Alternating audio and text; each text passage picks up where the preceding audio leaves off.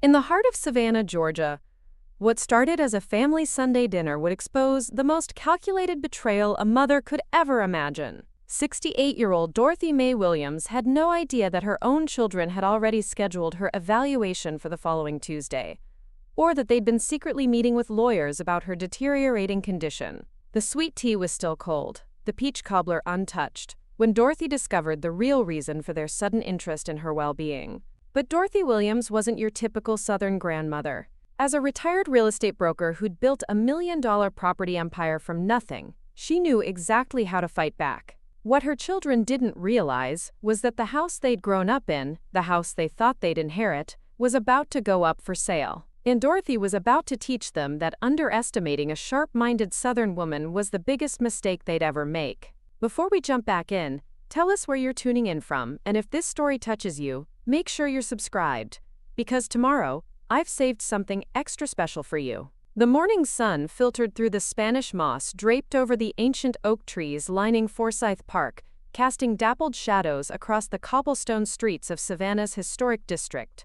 Dorothy Mae Williams stood on the wraparound porch of her antebellum mansion on Bull Street, sipping her morning coffee from the same china cup she'd used for 30 years. At 68, she maintained the grace and composure that had made her one of Georgia's most successful female real estate brokers, but with the added wisdom that came from building an empire worth over $2 million from absolutely nothing. The house behind her was a testament to that journey. A stunning 1847 Greek Revival mansion she'd purchased as a rundown eyesore in 1985 and spent 2 decades meticulously restoring. Every detail had been researched, every period piece carefully selected, from the heart pine floors to the Waterford crystal chandelier that graced the formal dining room. The neighbors often stopped to admire the perfectly manicured garden, where Dorothy grew prize-winning magnolias and maintained a greenhouse that supplied flowers for half the weddings in Chatham County. Dorothy had earned every square inch of this life through sheer determination and business acumen that rivaled any man in Georgia's old boy real estate network. Born Dorothy Mae Henderson in a sharecropper's cabin outside Valdosta, she'd married young to Billy Williams, a charming but unreliable mechanic who'd left her with 2 small children and a mountain of debt when he died in a car accident at 28. That was 1975, and Dorothy had been 26 years old with 8-year-old twins, Rebecca and Robert, and exactly $247 in the bank. Most women in her situation would have moved back with family, found work as a secretary, maybe remarried quickly for security. Dorothy Williams got her real estate license instead. She started by selling mobile homes and small plots of rural land, driving her father's old pickup truck between appointments because she couldn't afford a proper car. Within 5 years, she'd saved enough to buy her first rental property, a duplex in downtown Savannah that she renovated herself, learning plumbing and electrical work from library books and sheer necessity. The twins had grown up watching their mother transform from a struggling widow into a formidable businesswoman. They'd spent countless afternoons in her real estate office on Bay Street, doing homework while Dorothy negotiated deals and built the network of relationships that would eventually make her one of the most respected brokers in coastal Georgia. She'd put both children through college, Rebecca at the University of Georgia studying business, Robert at Georgia Tech for engineering, and had been genuinely proud when they'd both settled in Atlanta to build their own careers. But success, Dorothy had learned, sometimes created unexpected distances in families. Rebecca had married Derek Thompson, a pharmaceutical sales manager with expensive tastes and a tendency to live beyond their means. They'd bought a sprawling house in Alpharetta that stretched their budget thin, enrolled their 2 children in private schools they could barely afford, and maintained a lifestyle that required constant financial juggling. Robert had followed a different path, marrying Sarah Chen, a pediatric nurse, and settling into a comfortable middle-class life in Decatur. He'd started his own consulting firm, specializing in infrastructure development, but the business had struggled to gain traction in Atlanta's competitive market. Dorothy had watched her children's financial pressures mount over the years, with the sharp eye of someone who understood money and real estate. She'd helped when she could, paying for her grandchildren's summer camps, contributing to Rebecca's kitchen renovation, lending Robert the capital to keep his business afloat during a particularly difficult year. But she'd always been careful to maintain boundaries, having learned early in her career that mixing family and money could poison relationships faster than anything else. The children visited regularly, of course. Rebecca made the drive down from Atlanta every few months, usually bringing the grandchildren for long weekends that filled the old house with laughter and chaos. Robert came less frequently but stayed longer when he did, often helping Dorothy with property maintenance and discussing her investment portfolio with the technical precision he brought to his engineering projects. These visits had always been highlights of Dorothy's otherwise quiet life in Savannah. At 68, Dorothy maintained a routine that kept her both physically and mentally sharp. She rose at 6 every morning, spent an hour tending to her garden before the Georgia heat became unbearable, then reviewed her property investments and rental income over breakfast. She still maintained her real estate license and occasionally took on special clients, usually wealthy retirees, looking for historic properties in Savannah's desirable neighborhoods. Her expertise in the city's real estate market was legendary. She could tell you the sale price of every significant property transaction in the historic district for the past 20 years. 3 mornings a week, she met with her investment club at the Griffin Tea Room on Bull Street. The group consisted of 6 retired professional women who'd pooled their knowledge and resources to make strategic investments in everything from local real estate to blue-chip stocks. Dorothy's contributions to their discussions were always the most insightful, her understanding of market trends and property values unmatched by women half her age. Her social calendar was full but carefully curated. She served on the board of the historic Savannah Foundation, volunteered at the Telfair Academy of Arts and Sciences, and hosted a monthly book club that drew some of the city's most intellectually accomplished women. Her bridge game was legendary at the Savannah Country Club, where she'd been a member for 15 years and had earned a reputation for both strategic brilliance and unwavering honesty. Physically, Dorothy remained remarkably healthy for her age. She walked 3 miles every morning through Forsyth Park, practiced yoga twice a week at a studio downtown, and maintained the kind of posture and presence that commanded attention in any room. Her silver hair was styled weekly at Bella's Salon on Drayton Street, and her wardrobe reflected both her success and her Southern sensibilities. Classic pieces from quality designers that would never go out of style. But perhaps most importantly, Dorothy's mind remained as sharp as it had been during her most successful years in real estate. She managed her own finances with meticulous attention to detail, tracked her rental property's performance monthly, and stayed current on market trends through constant reading and networking. Her memory for names, faces, and business details was extraordinary. She could recall conversations from years ago with perfect clarity and often surprised former clients by remembering personal details about their families and circumstances. The house on Bull Street had become the crown jewel of her life's work. Beyond its obvious beauty and historical significance, it represented everything she'd achieved through determination and intelligence. Every room told a story of careful restoration. Every piece of furniture had been selected with both aesthetic and investment value in mind. The property's current market value exceeded $1.8 million, but its true worth to Dorothy was immeasurable. Her daily routine included a thorough walkthrough of the house each evening, checking locks, adjusting thermostats, and simply appreciating the space she'd created. The formal living room with its period wallpaper and antique furniture, the modern kitchen she'd designed to blend seamlessly with the home's historic character, the master bedroom suite that overlooked the garden she'd spent decades perfecting. Every detail reflected her personality and achievements. This was the life Dorothy Williams had built through 4 decades of hard work, smart decisions, and unwavering determination. At 68, she had every reason to expect that the next chapter of her life would be lived on her own terms, in the home she'd lovingly restored, surrounded by the community she'd helped build.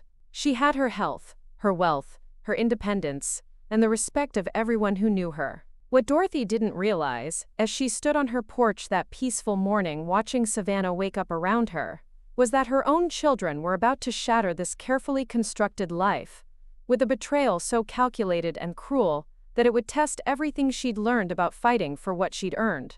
Preparing and narrating this story took us a lot of time, so if you are enjoying it, subscribe to our channel, it means a lot to us. Now back to the story. The phone call came on a Tuesday morning in early September, just as Dorothy was reviewing the quarterly reports from her rental properties. Rebecca's voice carried an unusual tension that immediately caught her mother's attention. "Mama, I've been thinking," Rebecca said, her Atlanta accent having softened over the years but still carrying traces of her Georgia roots. "Derek and I are worried about you living alone in that big house. What if something happened? What if you fell down those stairs or had a medical emergency?" Dorothy set down her reading glasses and leaned back in her leather chair, the same one she'd used for important business negotiations for over 20 years. The concern in Rebecca's voice seemed genuine, but something about the timing felt off. Her daughter had never expressed these particular worries before, despite Dorothy living independently in the Bull Street house for nearly 4 decades. "Rebecca, sweetheart, I'm perfectly fine.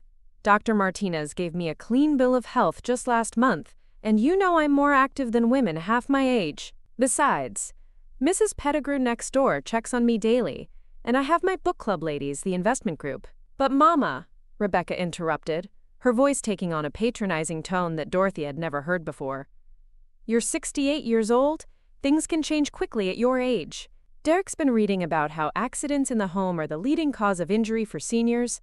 Maybe it's time to start thinking about alternatives." The word alternatives hung in the air like a threat Dorothy couldn't quite identify. She'd spent her entire career reading between the lines of conversations, understanding what people really meant when they used careful language around difficult topics. This felt like a sales pitch, but she couldn't determine what Rebecca was trying to sell. "Pof, what kind of alternatives are you suggesting?" Dorothy asked, her voice taking on the cool, professional tone she'd once used with difficult clients. "Well, there are some beautiful senior living communities in Atlanta. Really nice places where you'd have your own apartment but with support services available. You could be closer to me and the grandchildren, and Derek and I could help with anything you needed." Dorothy felt a chill that had nothing to do with the September morning. Senior living communities. The euphemism was transparent to someone who'd spent decades in real estate. Rebecca was talking about assisted living facilities, places for people who could no longer manage independent lives. "Rebecca, I appreciate your concern, but I'm not ready for any kind of senior living situation. This house is my home. I've spent 40 years making it exactly what I want it to be. My life is here in Savannah, my friends, my routine, my independence." The silence on the other end of the line stretched longer than normal before Rebecca responded. "Mama, sometimes we can't see changes in ourselves. Sometimes family has to step in and help us make difficult decisions." There it was, the phrase that sent ice through Dorothy's veins. Family stepping in to make decisions. In her years of real estate practice, she'd seen what happened when families stepped in to help elderly relatives make decisions. Properties sold quickly and quietly, assets transferred, independence vanished overnight. "Rebecca Ann Thompson," Dorothy said, using her daughter's full married name with the authority that had once made real estate agents twice her size quake in their boots. "I am perfectly capable of making my own decisions. I have been making my own decisions since before you were born, and I will continue making them until the day I die." After ending the call, Dorothy sat in her office for a long time, staring out the window at the garden she'd spent decades perfecting. The conversation had shaken her in a way she couldn't fully explain. Rebecca had never spoken to her with that particular combination of false concern and underlying condescension. It reminded her of the way unethical real estate agents talked to elderly homeowners they were trying to pressure into quick sales. 3 days later, Robert called with a conversation that felt like an orchestrated echo of Rebecca's concerns. "Mom, I had an interesting talk with Rebecca yesterday," he began, his engineer's precision evident in how he'd clearly prepared talking points. "She mentioned that you seemed a bit resistant to discussing practical matters about your living situation." Dorothy's antenna went up immediately. Rebecca and Robert rarely talked to each other beyond perfunctory holiday greetings. The idea that they'd had an interesting talk about her living situation suggested coordination that made her deeply uncomfortable. "What practical matters, Robert? I manage 6 rental properties, maintain a house that could be featured in Architectural Digest, serve on 3 nonprofit boards, and probably walk more miles in a week than you do in a month. What exactly isn't practical about my current situation?" Robert's pause was telling. "Mom, it's not about what you're doing now. It's about planning for the future. What happens if your health changes? What happens if you can't maintain that big house anymore?" Sarah and I think Rebecca might have a point about looking into some options while you can still participate in the decision-making process. The phrase participate in the decision-making process struck Dorothy like a physical blow. It implied that there was a decision-making process already underway, one in which her participation was optional rather than central. Robert Williams, she said, her voice carrying the steel that had served her well in countless business negotiations. Whose decision is it to make? Whose life are we talking about here? Mom, of course it's your decision ultimately. We're just suggesting that maybe you should start thinking about these things before circumstances force the issue. After that call, Dorothy found herself paying attention to details she might have previously overlooked. When Rebecca visited the following weekend with her children, Dorothy noticed how her daughter's eyes cataloged the house with a different kind of attention. Rebecca walked through rooms she'd known since childhood as if seeing them for the first time, commenting on how much work the house must require, how expensive the utilities must be, how challenging it must be to maintain such a large property. During that same visit, Dorothy caught Rebecca taking photographs of various rooms, ostensibly candid shots of the grandchildren playing. But Dorothy's experienced eye noticed how carefully the angles captured the house's most impressive features and some of its minor maintenance needs. A small water stain on the ceiling of the guest bedroom, the slightly worn edge of the Persian rug in the hallway, the antique wallpaper in the dining room that had begun to show its age.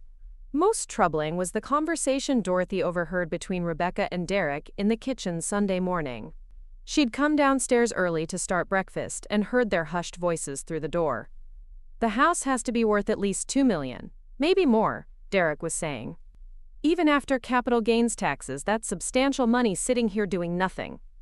"Keep your voice down," Rebecca hissed. "And it's not doing nothing, it's her home. Rebecca, we're behind 3 mortgage payments. The kids' private school tuition is due next week, and we don't have it. Your mother is sitting on a fortune while we're about to lose everything. I know the situation, Derek, but we have to be careful about how we approach this. She's sharp as a tack, and if she suspects what we're really thinking..." Dorothy had heard enough. She retreated upstairs, her heart pounding with a combination of betrayal and fury that she hadn't experienced since her early days fighting for respect in Georgia's male-dominated real estate industry. Her own daughter and son-in-law were discussing her home, her life's work, as a financial asset to solve their problems. The next week brought a series of small incidents that, viewed individually, might have seemed innocent but taken together painted a disturbing picture.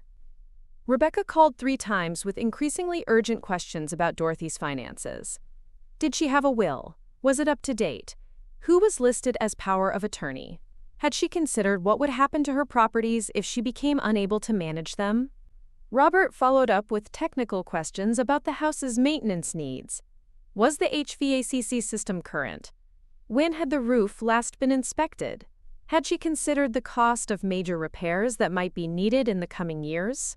His questions had the systematic thoroughness of an engineering assessment, but they felt more like a property inspection than familial concern.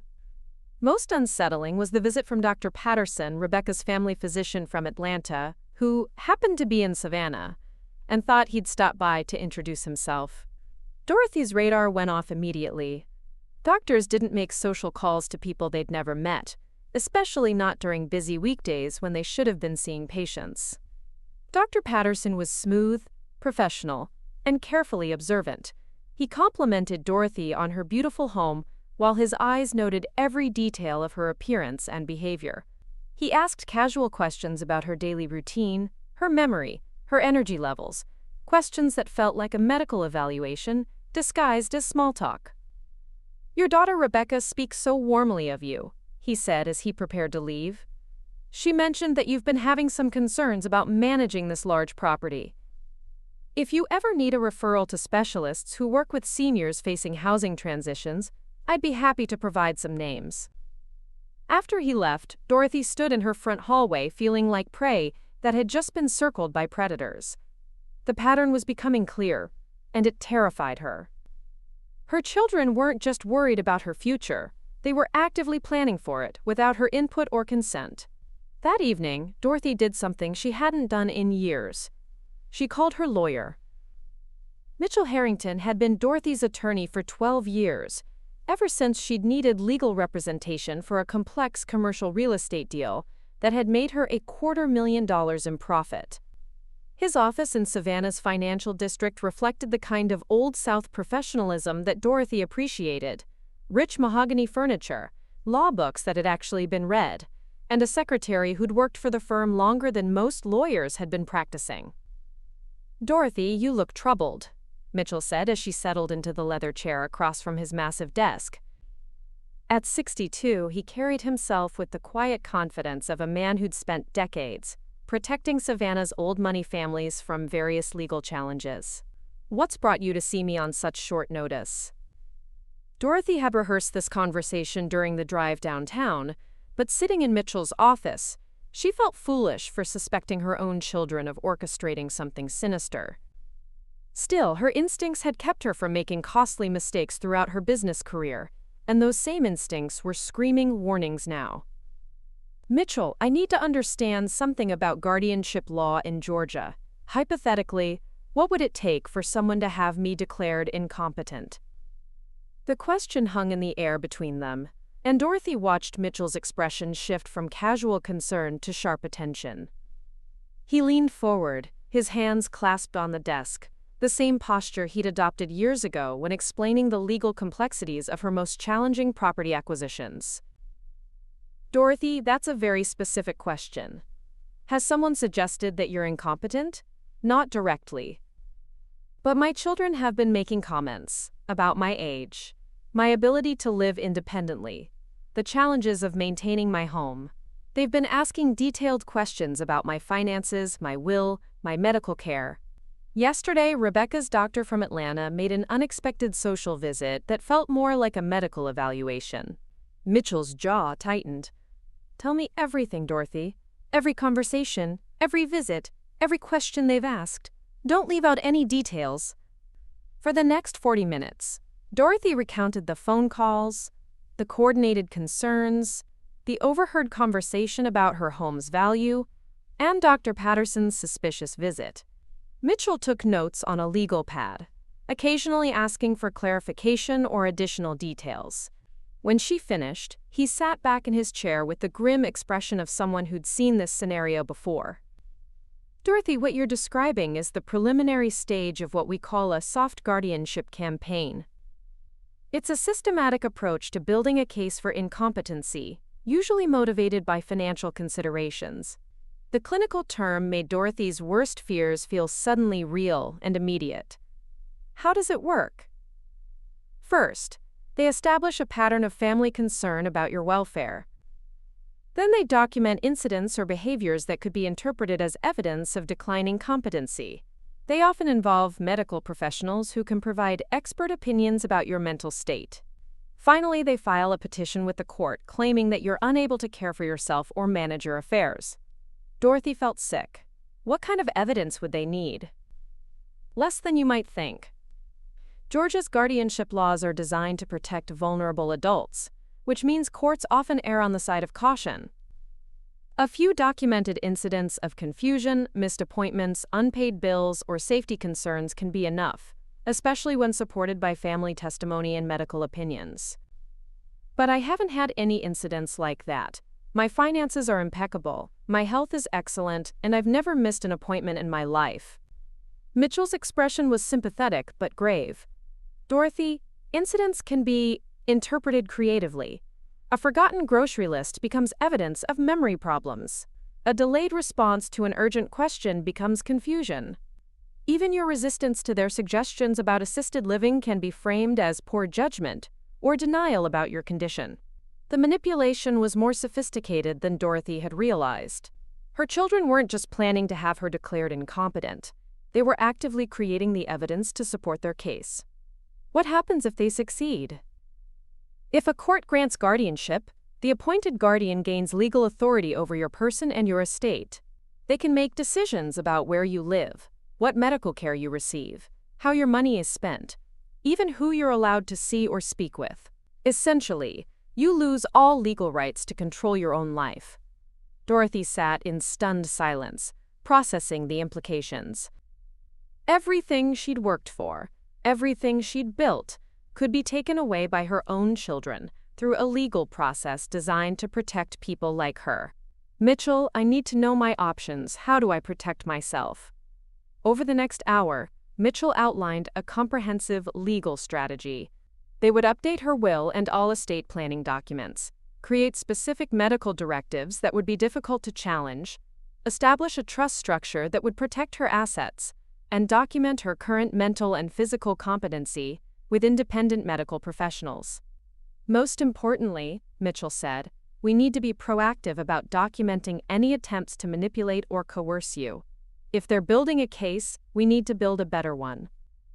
Dorothy left Mitchell's office with an action plan and a court reporter's appointment scheduled for the following day. She would provide sworn testimony about her mental state, her daily activities, and her children's recent behavior. The deposition would create a legal record that would be difficult for anyone to challenge. But as she drove home through Savannah's historic streets, Dorothy's phone rang with a call that would accelerate everything. "Mama, I have wonderful news." Rebecca's voice was artificially bright with excitement. "I found the perfect place for you to visit this weekend. Magnolia Springs Senior Living in Atlanta has an opening for a tour, and they're absolutely beautiful. Derek and I thought we could drive down Saturday morning and bring you back with us for a long weekend. You could see the facility, meet some of the residents, maybe even stay overnight to get a feel for the community." The invitation was presented as a thoughtful gesture, but Dorothy recognized it for what it really was, the next phase of their campaign. They wanted to get her to Atlanta, away from her support system, her attorney, and her familiar environment. Once there, anything could happen. "Rebecca, that's very thoughtful, but I'm not interested in visiting senior living facilities. I'm perfectly happy in my own home. Mama, it's just a visit. What could it hurt to look? Besides, the grandchildren are so excited about having you stay for a few days. Little Emma has been asking when Grandma Dorothy is coming to visit." The emotional manipulation was expertly applied. Rebecca knew that Dorothy adored her grandchildren and rarely refused requests that involved spending time with them. But Dorothy's conversation with Mitchell had sharpened her awareness of manipulation tactics. "I'll think about it, sweetheart. Let me check my calendar and get back to you." That evening, Dorothy called Mrs. Pettigrew, her neighbor and closest friend in Savannah. Eleanor Pettigrew was 74, sharp as a tack, and had been watching Savannah family dramas unfold for decades from her front porch across the street. "Eleanor, I need to ask you something confidential. Have Rebecca or Robert ever asked you questions about me? About my health, my memory, my ability to manage my affairs?" Eleanor's silence was telling. When she finally spoke, her voice carried the careful tone of someone revealing uncomfortable truths. "Dorothy, honey, Rebecca called me last month. She said she was worried about you living alone and asked if I'd noticed any changes in your behavior. She wanted to know if you'd seemed confused lately, if you'd been forgetting things, if the house seemed to be getting too much for you to manage." Dorothy's heart sank. "What did you tell her?"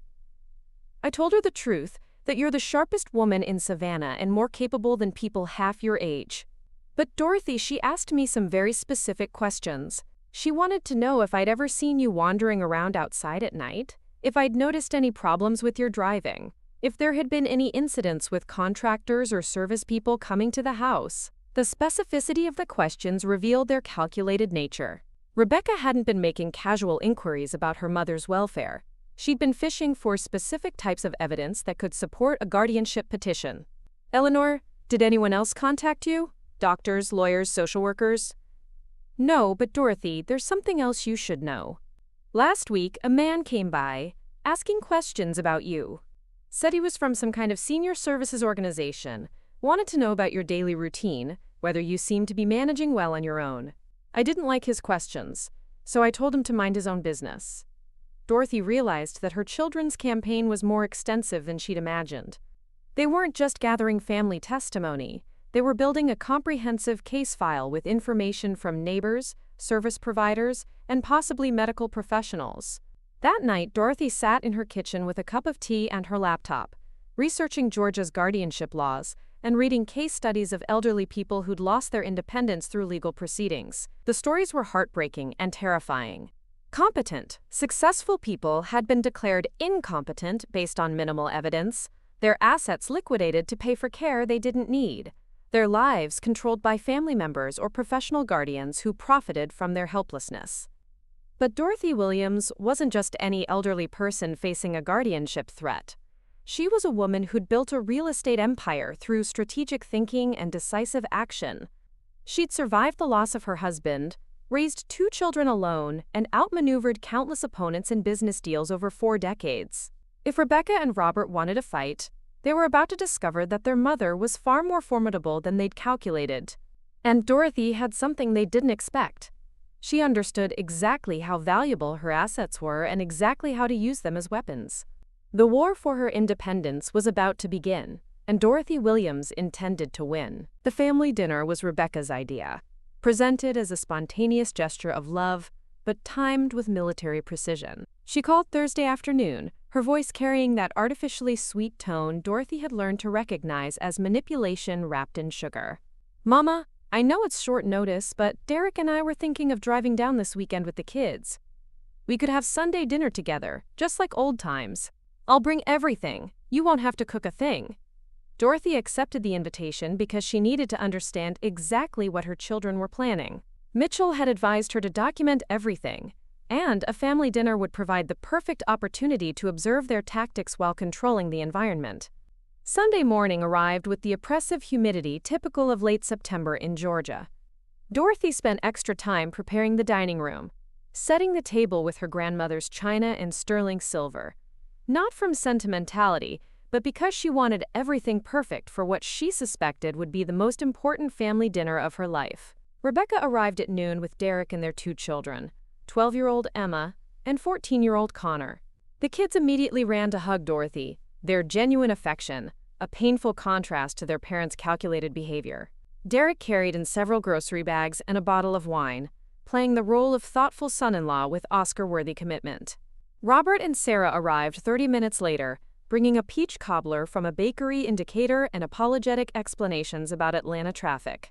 Dorothy noticed how both couples seemed unusually formal, like actors taking their positions before a carefully rehearsed performance. The first hour proceeded normally. The grandchildren told Dorothy about school, their friends, their plans for the upcoming fall break. Emma showed off her improved piano skills on Dorothy's baby grand Steinway, while Connor demonstrated a magic trick he'd learned from YouTube. These moments of authentic family connection made what Dorothy knew was coming even more heartbreaking.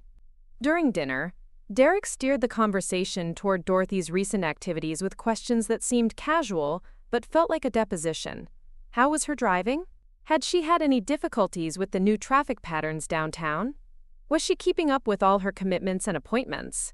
Dorothy answered honestly while recognizing the trap being laid. Every admission of normal human limitations? Yes, the new roundabout on Victory Drive was confusing. No, she hadn't been to the beach in a few months because of the heat, would likely be recorded mentally as evidence of declining capacity.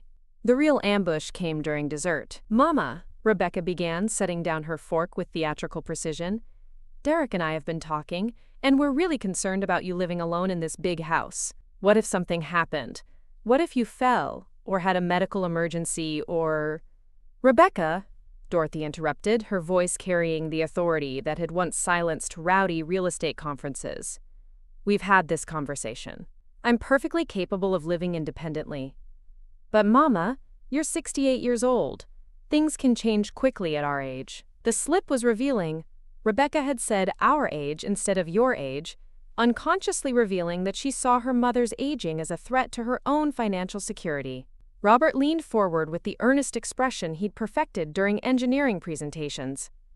"Mom, we've been researching some options. There are some really beautiful senior communities in Atlanta where you'd have your independence, but with support services available if you need them." Dorothy felt the familiar chill of recognizing a sales pitch. "What kind of support services?" "Well," Derek said, pulling out his phone with suspicious readiness, "we actually visited a few places last weekend. Magnolia Springs has individual apartments, but they provide meals, housekeeping, transportation, even cultural activities. And there's medical staff on site 24 hours a day." The phone materialized a professionally produced brochure for Magnolia Springs Senior Living, complete with glossy photos of smiling elderly residents enjoying supervised activities. Dorothy recognized the marketing strategy immediately. It was the same approach used to sell expensive real estate to reluctant buyers. Show the lifestyle, emphasize the security, downplay the loss of control.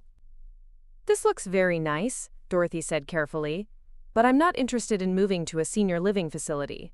I'm happy in my own home." "Mama!" Rebecca's voice took on a patronizing tone that made Dorothy's teeth clench.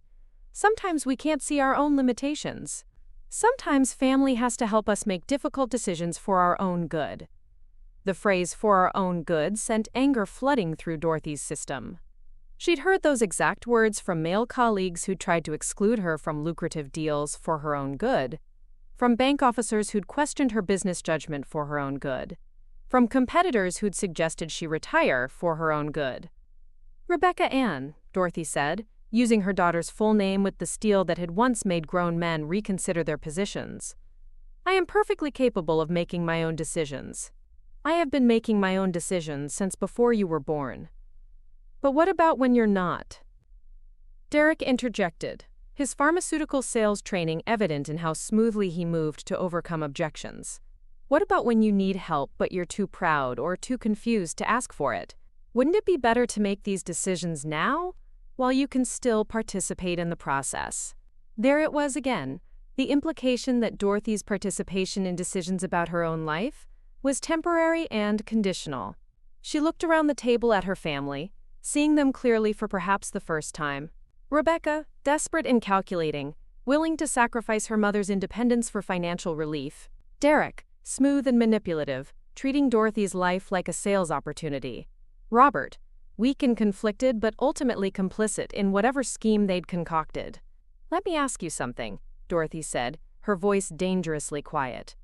"Who's going to pay for this beautiful senior living community? Because I know for a fact that Magnolia Springs costs about $6,000 a month." The silence around the table was deafening.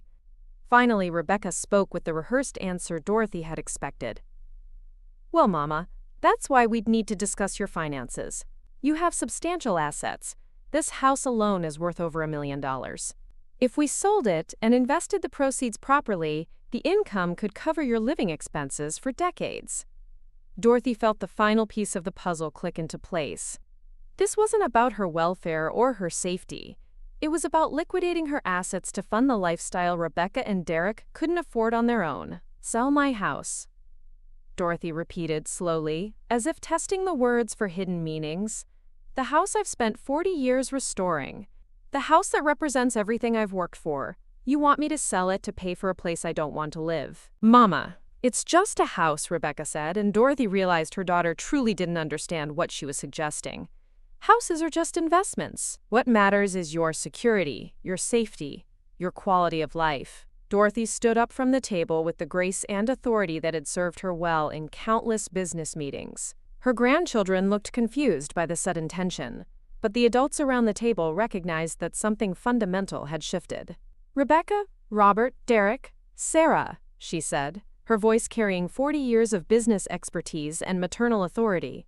"I want you to listen very carefully to what I'm about to say, because I will not repeat it."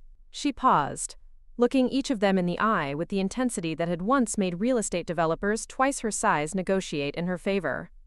"This house is not for sale. I am not moving to a senior living facility. I am not giving up my independence because it would be convenient for your financial planning. And if any of you attempt to force these decisions on me through legal manipulation or emotional blackmail, you will discover that I am far more formidable than you've calculated." The words hung in the air like a declaration of war. Dorothy could see the shock on their faces. They'd expected resistance, but not this level of fierce determination. "Now," she continued, her voice becoming warmer but no less authoritative, "Emma and Connor, would you like to help me clear the table?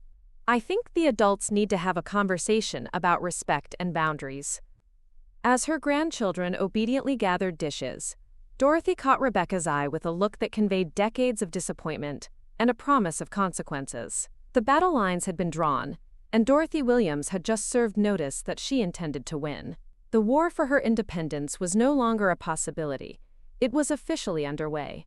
The petition arrived by certified mail on a Wednesday morning, delivered by a postal worker who seemed apologetic about the formal nature of the document. Dorothy signed for it with steady hands, though her heart was racing as she recognized the return address: Caldwell, Morrison & Associates, Attorneys at Law, Atlanta, Georgia. The legal papers were thick, official, and devastating in their clinical precision. In the matter of the guardianship of Dorothy Mae Williams, an alleged incapacitated person bureaucratic typeface that reduced her entire life to a legal problem requiring court intervention. Dorothy carried the documents to her kitchen table, the same table where she'd reviewed real estate contracts for decades, and began reading with the analytical mind that had served her well in business. What she discovered was a masterpiece of legal manipulation that painted her as a confused, declining woman whose family was desperately trying to protect her from her own poor judgment.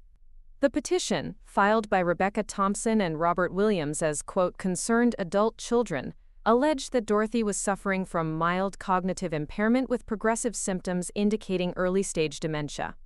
It cited her resistance to reasonable safety suggestions, her isolation from family support systems, and her inability to recognize the dangers of living alone in an oversized, poorly maintained residence. But it was the supporting documentation that revealed the true sophistication of their attack.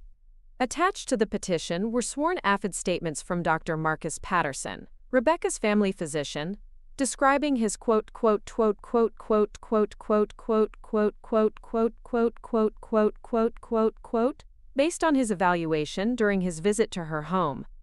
The doctor's language was carefully crafted to suggest cognitive decline, without making specific claims that could be easily disproven. Mrs. Williams displayed mild disorientation during my visit, Dr. Patterson's statement read, appearing confused about the purpose of my visit and showing signs of defensive behavior consistent with early-stage dementia patients who lack insight into their condition. Dorothy remembered that visit perfectly. She hadn't been confused. She'd been suspicious of an unexpected visit from a doctor she'd never met. Her defensive behavior had been the natural reaction of a sharp woman recognizing an obvious setup. More disturbing was the private investigator's report, professionally formatted and devastating in its implications.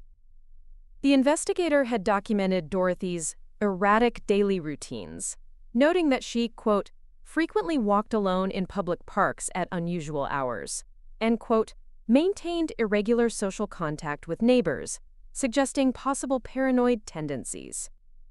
Her morning walks through Forsyth Park had been reframed as evidence of confusion. Her careful maintenance of privacy with neighbors she'd known for decades had become paranoia. Every normal aspect of her independent life had been twisted into symptoms of mental decline. The financial section was particularly insidious.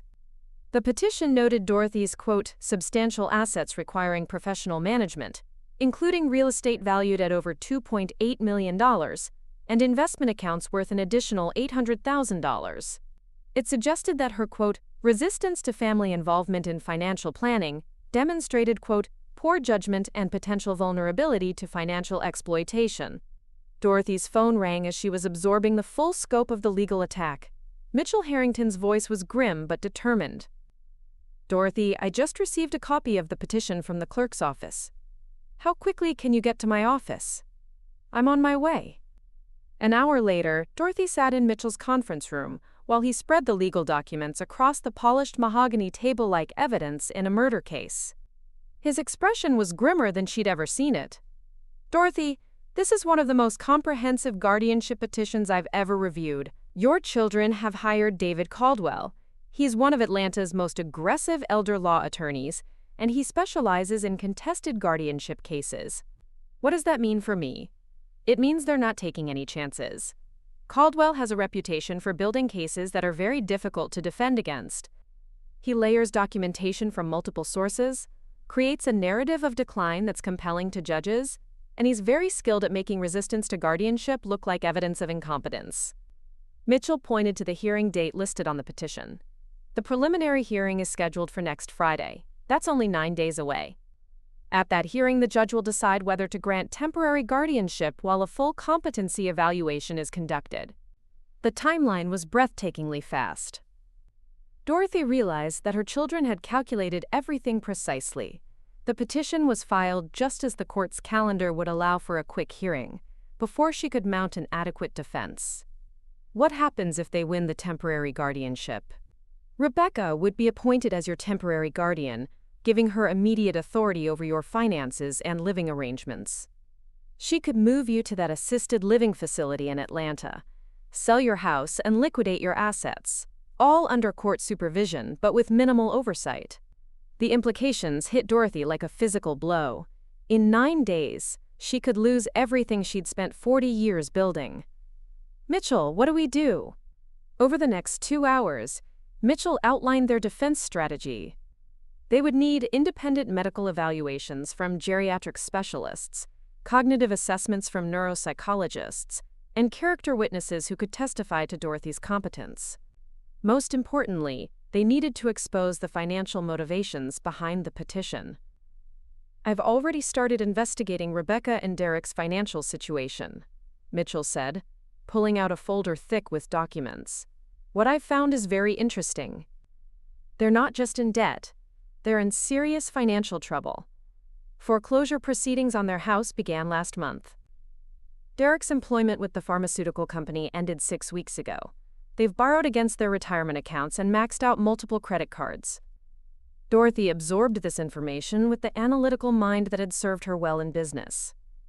How much debt are we talking about? Over $400,000 in total obligations. If they don't find a solution soon, they'll be facing bankruptcy. The motivation for the guardianship petition was now crystal clear. Rebecca and Derek weren't just hoping to inherit Dorothy's assets eventually. They needed immediate access to her wealth to avoid financial ruin. There's something else, Mitchell continued, his expression darkening further. I've been investigating David Caldwell's other guardianship cases. In the past 3 years, he's filed 18 emergency guardianship petitions for elderly clients. 16 were successful. The average time from filing to asset liquidation was 8 months. Dorothy felt sick. This wasn't just about her. It was part of a systematic process that had destroyed other families and other elderly people's independence. What happened to those people? Most ended up in expensive care facilities, while their assets were managed by professional guardians who charged substantial fees. Several died within 2 years of losing their independence. Their families inherited whatever was left after paying for care and guardian fees. The picture was becoming horrifyingly clear. Dorothy wasn't just fighting for her own independence.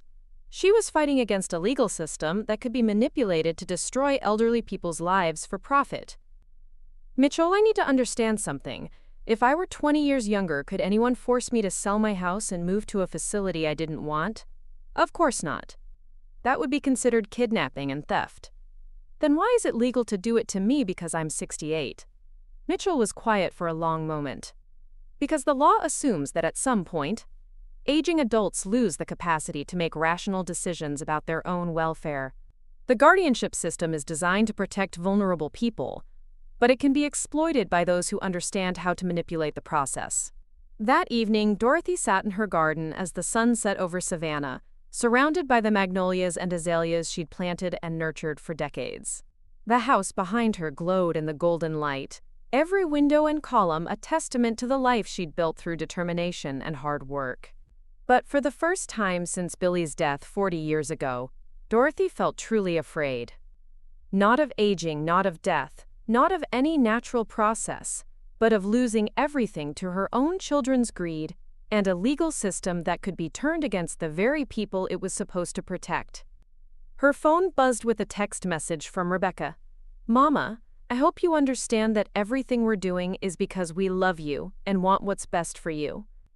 The hearing next Friday is just a formality to make sure you get the help you need." Dorothy stared at the message for a long moment, then deleted it without responding. Rebecca was still trying to maintain the fiction that this was about love and concern, rather than money and desperation. But Dorothy Williams had spent 4 decades in Georgia's real estate market, where she learned that the most dangerous opponents were those who convinced themselves their destructive actions were justified by noble motives. The battle for her independence would be fought in a courtroom, but Dorothy was beginning to realize that victory would require more than just proving her competence. She would need to expose the truth about why her children were really trying to destroy her life. And she was starting to formulate a plan that would turn their own greed against them. The legal attack had begun, but Dorothy Williams was far from defenseless. The idea came to Dorothy at 3 a.m. as she lay awake in her antique four-poster bed, staring at the ceiling and listening to the night sounds of Savannah. Her children thought they understood her vulnerabilities, but they had made a critical miscalculation. They had forgotten that Dorothy Williams was one of Georgia's shrewdest real estate professionals, and she still held cards they didn't know existed. By sunrise, Dorothy was dressed and sitting in her home office with a cup of coffee and her laptop, executing a plan that would either save her independence or spectacularly backfire. Her first call was to Marcus Webb, a real estate attorney she'd worked with for over 15 years on complex property transactions. "Marcus, I need you to prepare some paperwork for me, and I need it done quickly and quietly. Can you meet me this morning?" 3 hours later, Dorothy sat in Marcus Webb's office in downtown Savannah, signing documents that would change everything. The paperwork was elegant in its simplicity and devastating in its implications. Dorothy was putting her Bull Street mansion on the market, effective immediately, with a listing price of $2.3 million. But this wasn't a normal real estate listing. Dorothy was exercising a little-known provision in Georgia property law that allowed homeowners to sell their primary residence through a sealed bid auction process, with the closing date fixed exactly 30 days from the listing date. Once the process was initiated, it could not be stopped or delayed, even by court order, as long as the seller remained legally competent. "Dorothy," Marcus said as she signed the final document, "are you absolutely certain about this? Once I file these papers, there's no turning back. Your house will be sold in 30 days regardless of what happens with the guardianship hearing." Dorothy's smile was steel-wrapped in Southern charm. "Marcus, my children think I'm an incompetent old woman who doesn't understand the value of my own assets. They're about to learn that I understand the value of my assets better than they could possibly imagine." The strategic brilliance of Dorothy's move was multi-layered. If Rebecca and Derek were successful in having her declared incompetent, they would gain control of her assets, but there wouldn't be a house to liquidate. The mansion they were counting on to solve their financial problems would already be sold, with the proceeds safely deposited in accounts they couldn't access. More importantly, the sale would expose their true motivations in the starkest possible terms. If they were genuinely concerned about Dorothy's welfare, they would support her decision to liquidate her largest asset and move to a more manageable living situation. If they opposed the sale, it would prove that their guardianship petition was motivated by greed rather than love. Dorothy's next stop was Magnolia Real Estate, the boutique firm where she'd maintained her license and occasionally took high-end clients. The owner, Patricia Magnolia, was an old friend who'd learned the business from Dorothy decades earlier. "Pat, I need a favor, and I need your absolute discretion," Dorothy said as they sat in Patricia's elegant office overlooking Savannah's River Street. "I'm putting my house on the market, and I want you to handle the listing personally." Patricia's eyebrows rose dramatically. The Bull Street mansion was legendary in Savannah real estate circles. Everyone knew Dorothy would never sell unless something extraordinary was happening. "Dorothy, honey, what's going on? That house is your pride and joy." For the next 30 minutes, Dorothy explained the guardianship petition, her children's financial desperation, and her counterattack strategy. Patricia listened with the intense focus of someone who'd spent decades navigating complex family dynamics in high-stakes real estate transactions. "Lord have mercy," Patricia said when Dorothy finished. "Your own children are trying to steal your house from under you. What do you need me to do?" "I need this listing to get maximum exposure immediately. Every real estate website, every luxury property publication, every wealthy buyer in the Southeast. I want this sale to be so public and so well documented that no one can claim I was coerced or confused." Within hours, the listing was live on every major real estate platform, with professional photographs that showcased the mansion's stunning restoration and historic significance. The description emphasized the property's investment potential and the seller's motivation for a quick, clean transaction. But Dorothy's most brilliant stroke was the timing of her announcement to the family. Rebecca's phone call came at exactly 6 p.m., just as Dorothy was preparing dinner in the kitchen she might be leaving forever. "Mama, what the hell is this?" Rebecca's voice was shrill with panic and barely controlled fury. Patricia Magnolia called Derek's office today asking for financial pre-qualification paperwork because apparently you've put the house up for sale. Tell me this is some kind of mistake. Dorothy's voice was calm, almost conversational. It's not a mistake, sweetheart. I've decided to sell the house. You and Robert have convinced me that it's too much for me to maintain, so I'm liquidating the asset while I can still manage the transaction myself. The silence on the other end of the line stretched so long that Dorothy wondered if the call had dropped. When Rebecca finally spoke, her voice was deadly quiet. Mama, you cannot sell that house. We've already told you we're concerned about your judgment. This is exactly the kind of impulsive decision that proves you need help making financial choices. There it was, the admission Dorothy had been waiting for. Rebecca was opposing the sale of the very house she'd claimed was too much for Dorothy to manage. The contradiction was so obvious that even a family court judge would have to notice it. Rebecca, I thought you'd be pleased. You've spent weeks telling me this house is too big, too expensive to maintain, too dangerous for me to live in alone. Now I'm solving all those problems by selling it and moving somewhere more appropriate for my age and circumstances. Where exactly are you planning to move? Derek's voice came through the phone, indicating that Rebecca had him listening to the conversation. I haven't decided yet. Maybe a nice condo in Savannah's historic district. Maybe that senior living community you showed me in Atlanta. Maybe I'll rent for a while and see what I like. The wonderful thing about having liquid assets is that it gives you options. Dorothy could practically hear Derek's brain calculating the implications. If Dorothy sold the house and moved to an expensive senior living facility, the proceeds would be consumed by monthly fees within a few years. There would be nothing left to inherit, except whatever remained of her investment accounts. Mama, Rebecca's voice was taking on the desperate edge of someone watching their financial salvation disappear. You can't make a decision this important without discussing it with family. This is our family home. It has sentimental value that can't be replaced. The irony was exquisite. Rebecca was now arguing for the sentimental value of a house she'd described as just an investment during Sunday dinner. Sweetheart, if you're so attached to the house, you're welcome to submit a bid. The auction process is completely fair and transparent. The highest qualified bidder will win, regardless of their relationship to the seller.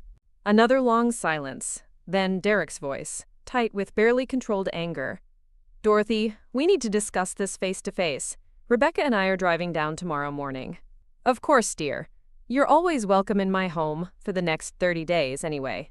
After ending the call, Dorothy poured herself a glass of wine and sat on her porch watching the Spanish moss sway in the evening breeze. Her phone had been ringing constantly with calls from real estate agents, wealthy buyers, and curiosity seekers who'd heard about the listing. The mansion was already generating the kind of buzz that indicated a quick, profitable sale. But more importantly, Dorothy had just forced her children to show their true colors. Within 24 hours, they would have to choose between supporting her autonomy and revealing their greed. Either choice would strengthen her position in the guardianship hearing. Mitchell Harrington called just as Dorothy was heading to bed. Dorothy, I just heard about the listing from 3 different sources.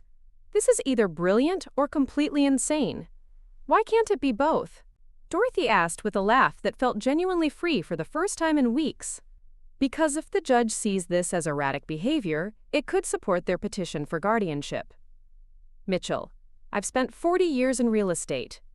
I know the market value of my property better than any appraiser. I've chosen the optimal selling strategy for current market conditions, and I'm executing a perfectly legal transaction to maximize my financial flexibility. If that's erratic behavior, then half of Savannah's real estate professionals should be declared incompetent. Mitchell was quiet for a moment, then chuckled. You know what, Dorothy? You're absolutely right. And I think David Caldwell is about to discover that he's underestimated his opponent. As Dorothy prepared for bed in the house she'd loved for 40 years, she felt a complex mixture of emotions. Sadness at the thought of leaving her sanctuary, anger at being forced into this position by her own children, but also excitement about the battle ahead. Rebecca and Derek thought they were fighting a confused old woman who would be easy to manipulate and control. Tomorrow they would discover they were actually fighting Dorothy Mae Williams, real estate mogul, who had just turned their own greed into the weapon that would destroy them. The war was far from over, but Dorothy had just seized the initiative in a way that no one, not her children, not their lawyer, not even her own attorney, had seen coming. Sometimes the best defense was a spectacular offense, and Dorothy Williams was about to teach her children that lesson in the most expensive way possible. The Chatham County Courthouse was a magnificent example of antebellum architecture, its soaring columns and marble steps designed to inspire respect for the justice system. As Dorothy climbed those steps Friday morning, flanked by Mitchell Harrington and carrying a briefcase full of documentation that would either preserve her independence or watch it destroyed, she felt the weight of 40 years of business battles preparing her for this moment. The courtroom was smaller than she'd expected, with worn wooden benches and tall windows that let in the golden October light. Judge Margaret Fairfield presided from the bench with the stern authority of someone who'd spent 25 years dealing with Georgia's most contentious family disputes. At 62, she had a reputation for cutting through emotional manipulation to find the truth, which Dorothy hoped would work in her favor. Rebecca sat at the plaintiff's table with David Caldwell, the Atlanta attorney whose reputation for aggressive tactics was legendary throughout Georgia's legal community. She wore a navy blue dress that projected maternal concern and had tissues strategically placed within reach. Derek sat directly behind her, his pharmaceutical sales training evident in how he'd positioned himself to look supportive but not overly involved. Robert and Sarah occupied the row behind them, both looking uncomfortable with the proceedings but clearly committed to supporting Rebecca's petition.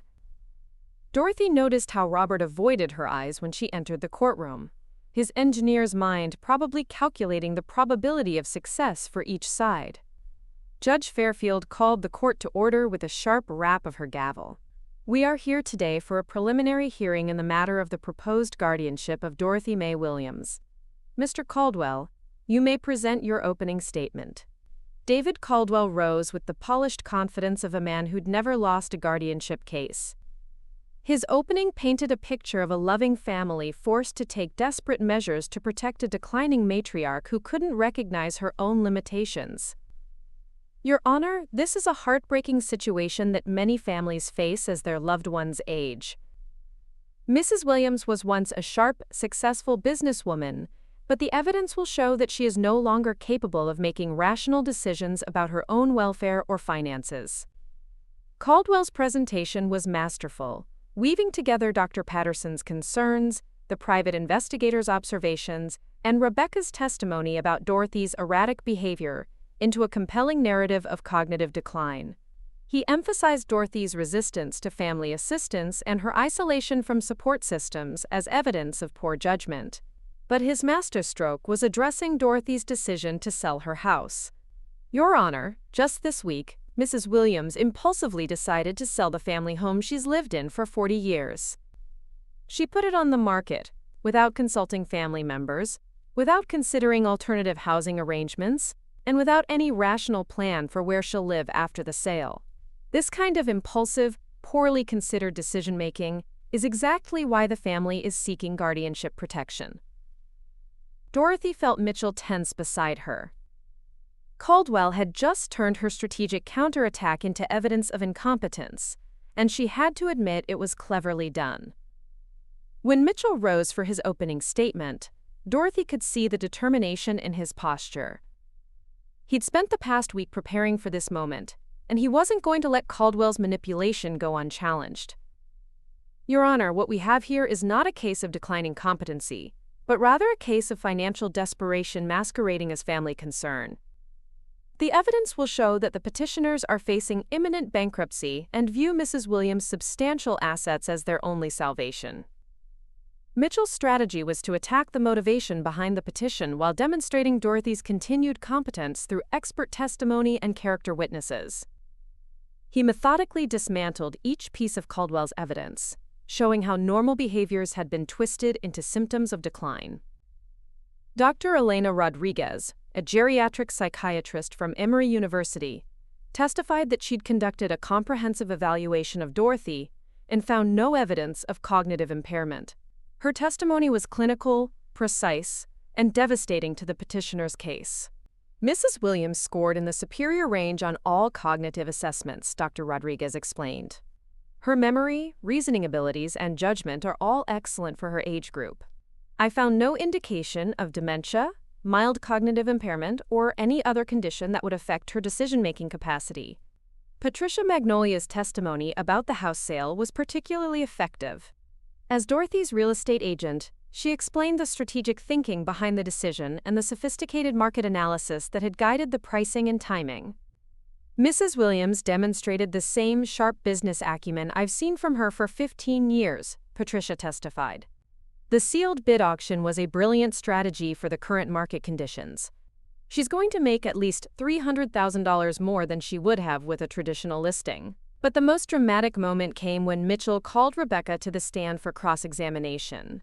Dorothy watched her daughter take the oath with mixed feelings: pride in Rebecca's composure, sadness at what their relationship had become, and determination to expose the truth.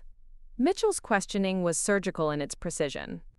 He established Rebecca's financial situation with documents that painted a picture of desperation: the foreclosure proceedings, Derek's job loss, the mounting debt, the maxed-out credit cards.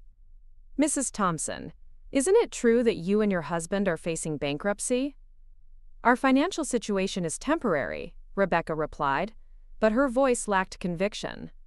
"Isn't it true that you've borrowed against your retirement accounts, refinanced your home twice, and accumulated over $400,000 in debt?"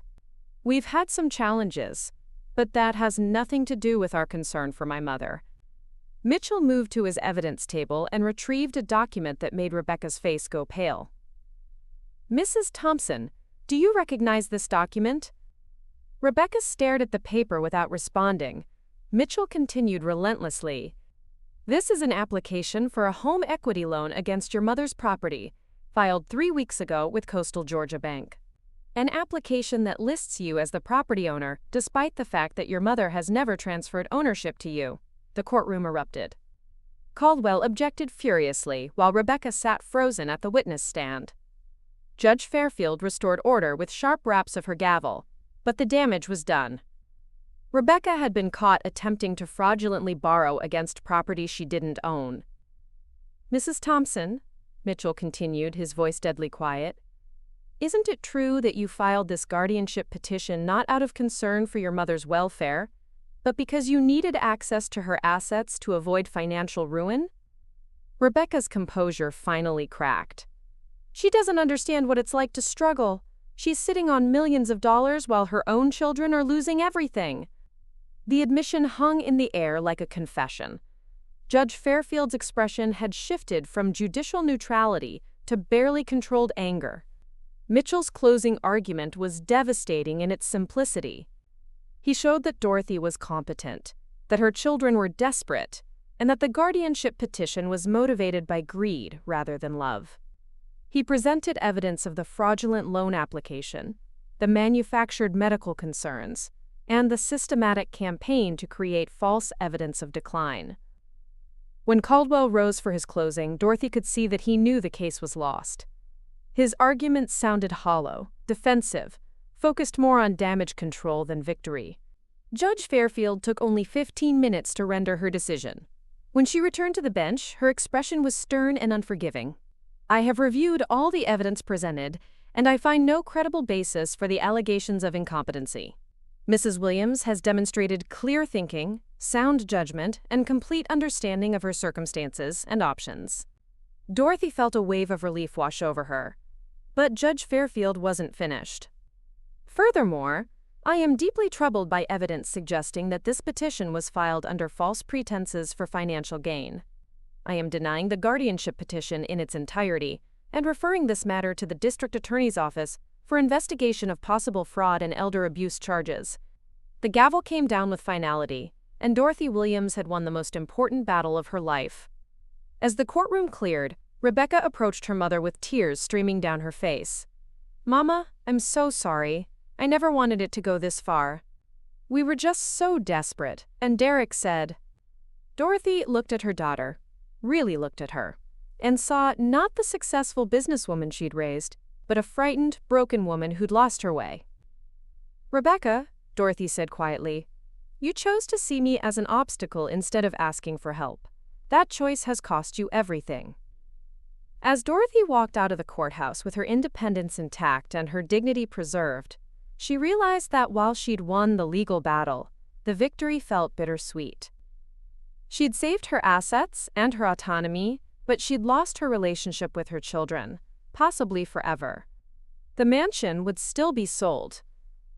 Dorothy had decided she no longer wanted to live in a house where her own children had plotted against her. But she would choose where to live next, how to spend her money, and who to trust with her future.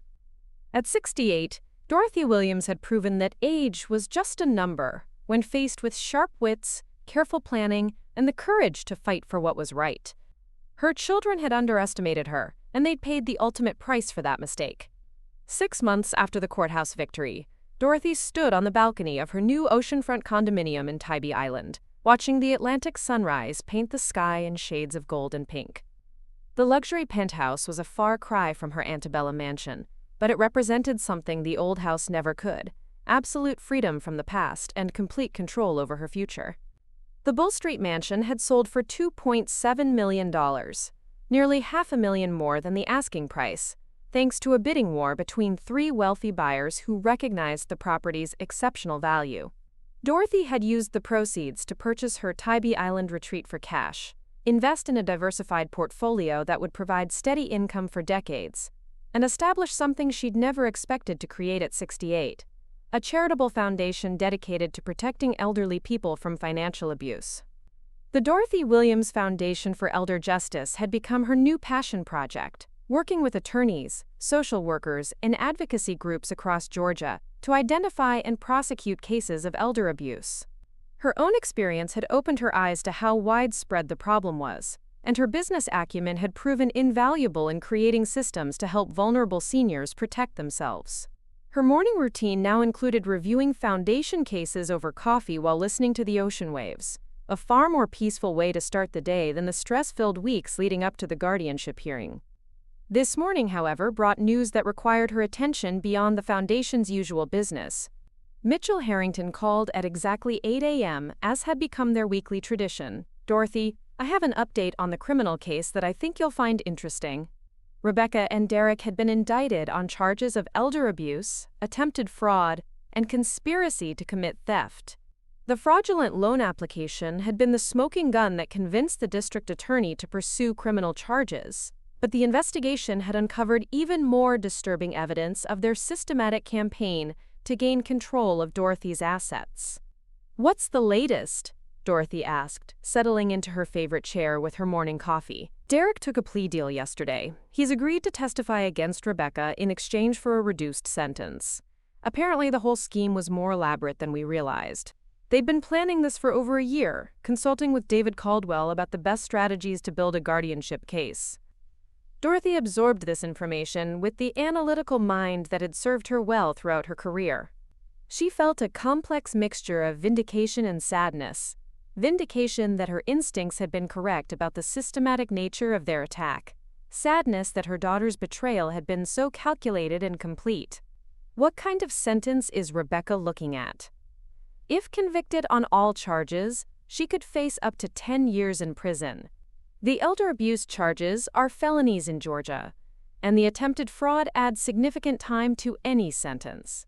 Dorothy was quiet for a long moment, watching a pelican dive for fish in the waves below her balcony. 10 years in prison would effectively destroy what remained of Rebecca's life.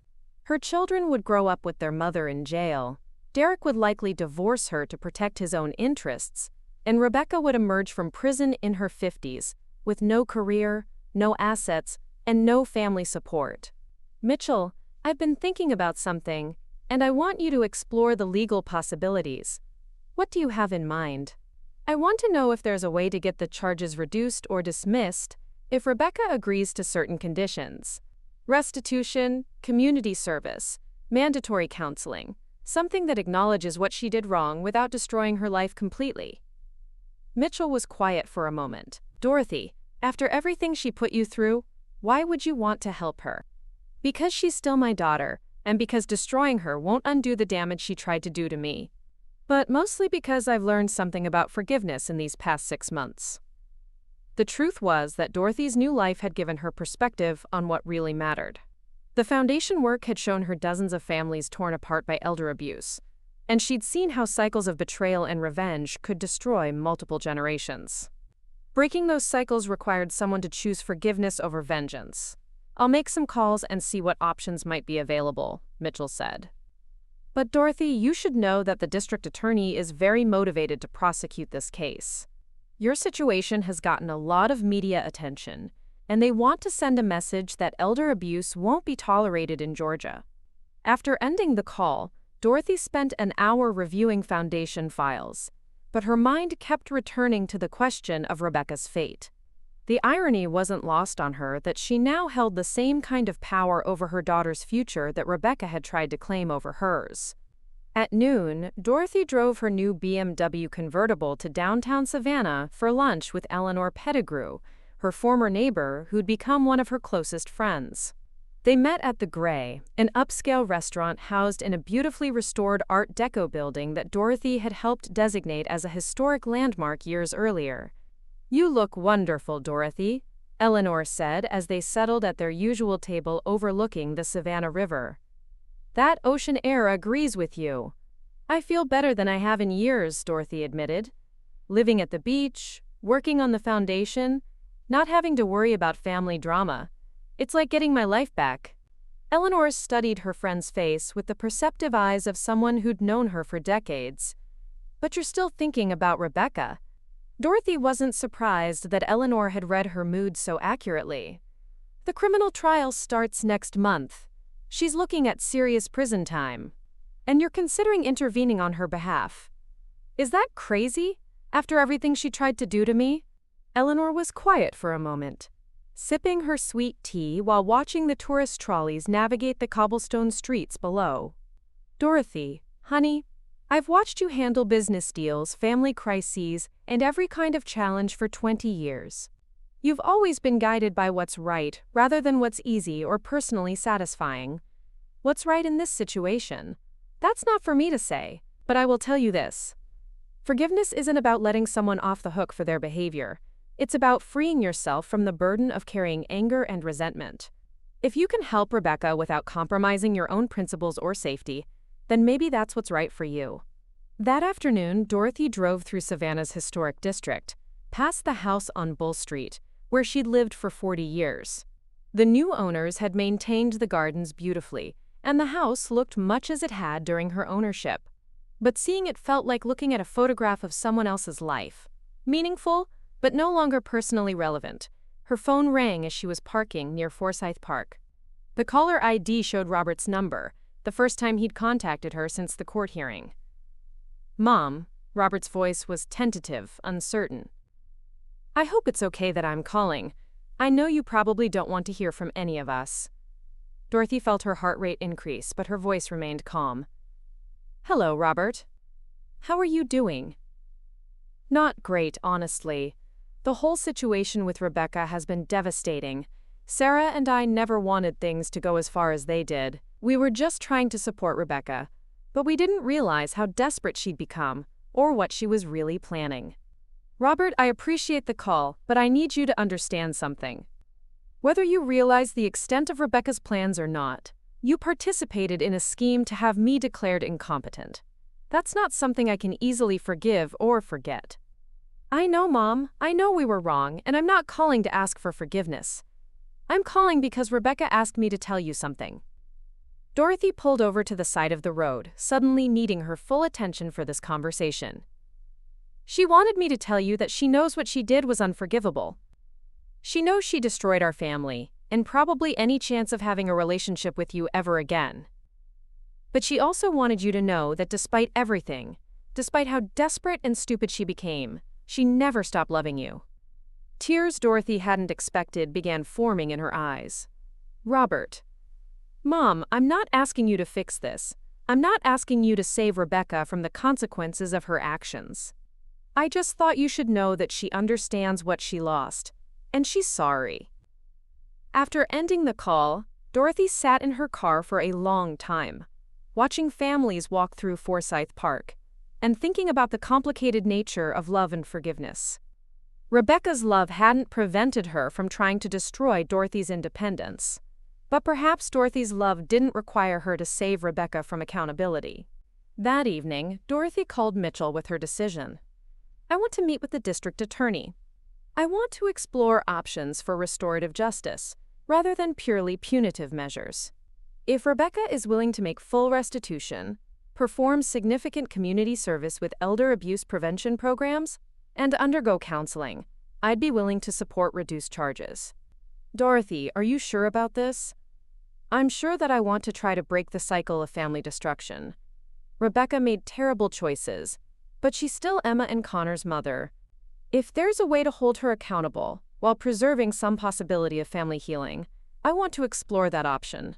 3 weeks later, Dorothy sat in a conference room at the district attorney's office with Mitchell, the prosecutor, Rebecca, and Rebecca's attorney.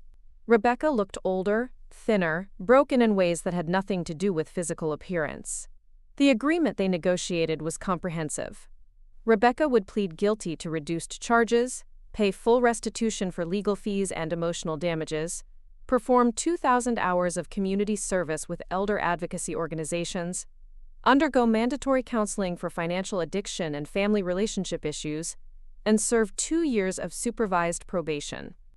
If she successfully completed all requirements, the felony charges would be reduced to misdemeanors. When Rebecca finally looked at Dorothy across the conference table, her eyes were filled with tears and genuine remorse. "Mama, I know I don't deserve this chance. I know I can never undo what I tried to do to you. But I want you to know that I'm grateful for your forgiveness, and I'm going to spend the rest of my life trying to earn the right to call myself your daughter again." Dorothy nodded quietly. "Rebecca, I'm not doing this because I think you deserve it. I'm doing it because I choose forgiveness over revenge, healing over destruction. But you need to understand that trust, once broken, takes years to rebuild. This is a first step, not a complete restoration." 6 months later, Dorothy received a letter from Rebecca describing her work with an Atlanta organization that helped elderly people avoid financial scams. The letter was thoughtful, grateful, and showed genuine understanding of the harm she'd attempted to cause. Dorothy kept the letter in her desk drawer but didn't respond immediately. Forgiveness was a process, not a moment, and that process would take time. As she sat on her balcony that evening, watching the sunset paint the Atlantic in brilliant oranges and purples, Dorothy reflected on the unexpected journey her life had taken. At 68, she'd faced the ultimate betrayal and emerged stronger, wiser, and more purposeful than ever before. The Dorothy Williams Foundation had helped protect dozens of elderly people from financial abuse. Her new life at Tybee Island had brought peace and contentment she'd never expected to find. And her choice to offer Rebecca a path to redemption had freed Dorothy from the burden of carrying anger and resentment. Dorothy Williams had proven that it's never too late to start over, never too late to fight for what's right, and never too late to choose healing over hurt. Her children had tried to steal her independence, but instead they'd given her the greatest gift of all, the knowledge that she was stronger than any challenge life could present. The ocean waves crashed against the shore below her balcony, eternal and unchanging, while Dorothy Williams began planning the next chapter of a life that was entirely her own. Up next, you've got 2 more standout stories right on your screen. If this one hits the mark, you won't want to pass these up. Just click and check them out. And don't forget to like, subscribe, and turn on the notification bell so you don't miss any upload from us. That evening, Dorothy called Mitchell with her decision. "I want to meet with the district attorney. I want to explore options for restorative justice, rather than purely punitive measures. If Rebecca is willing to make full restitution, perform significant community service with elder abuse prevention programs, and undergo counseling, I'd be willing to support reduced charges." "Dorothy, are you sure about this?" "I'm sure that I want to try to break the cycle of family destruction. Rebecca made terrible choices, but she's still Emma and Connor's mother. If there's a way to hold her accountable while preserving some possibility of family healing, I want to explore that option." 3 weeks later, Dorothy sat in a conference room at the district attorney's office with Mitchell, the prosecutor, Rebecca, and Rebecca's attorney. Rebecca looked older, thinner, broken in ways that had nothing to do with physical appearance. The agreement they negotiated was comprehensive. Rebecca would plead guilty to reduced charges, pay full restitution for legal fees and emotional damages, perform 2,000 hours of community service with elder advocacy organizations, undergo mandatory counseling for financial addiction and family relationship issues, and serve 2 years of supervised probation. If she successfully completed all requirements, the felony charges would be reduced to misdemeanors. When Rebecca finally looked at Dorothy across the conference table, her eyes were filled with tears and genuine remorse. "Mama, I know I don't deserve this chance. I know I can never undo what I tried to do to you. But I want you to know that I'm grateful for your forgiveness, and I'm going to spend the rest of my life trying to earn the right to call myself your daughter again." Dorothy nodded quietly. "Rebecca, I'm not doing this because I think you deserve it. I'm doing it because I choose forgiveness over revenge, healing over destruction. But you need to understand that trust, once broken, takes years to rebuild. This is a first step, not a complete restoration." 6 months later, Dorothy received a letter from Rebecca describing her work with an Atlanta organization that helped elderly people avoid financial scams. The letter was thoughtful, grateful, and showed genuine understanding of the harm she'd attempted to cause. Dorothy kept the letter in her desk drawer but didn't respond immediately. Forgiveness was a process, not a moment, and that process would take time. As she sat on her balcony that evening, watching the sunset paint the Atlantic in brilliant oranges and purples, Dorothy reflected on the unexpected journey her life had taken.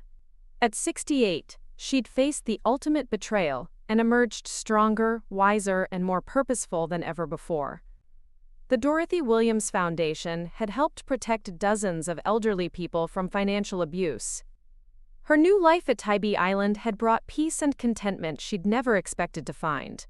And her choice to offer Rebecca a path to redemption had freed Dorothy from the burden of carrying anger and resentment. Dorothy Williams had proven that it's never too late to start over, never too late to fight for what's right, and never too late to choose healing over hurt. Her children had tried to steal her independence, but instead they'd given her the greatest gift of all, the knowledge that she was stronger than any challenge life could present.